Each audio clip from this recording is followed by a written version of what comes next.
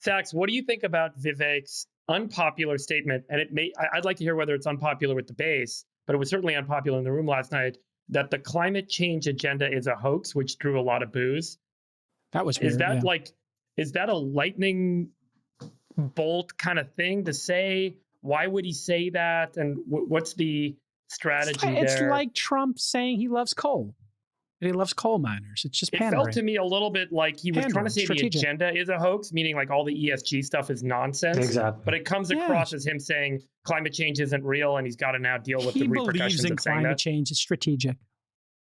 I think it's but I don't think you know what he believes, J. Cal. But yeah, his follow-up comment around that was he said that it is an economic yoke on our country because the combination of subsidies and the lack of expansion of carbon is what's holding back the country economically. So that's how I think I remember him tying these two things together. So that's probably where the statement. No intelligent person doesn't believe that the planet's not heating up.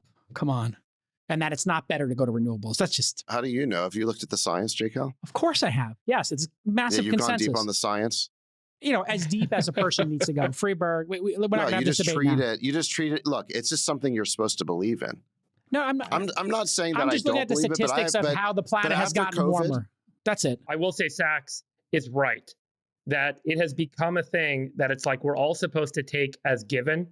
No one is going to go up and say, here's the science that validates, here's the data that validates, there's some empirical evidence, and then people use counter-empirical evidence to try and counter it. And that's what makes it a little bit of a movement now, which is the institutions, the elites, however they're framed, have been wrong so many times on the things that they told us were given, that we're supposed to assume that this is a given too. F that.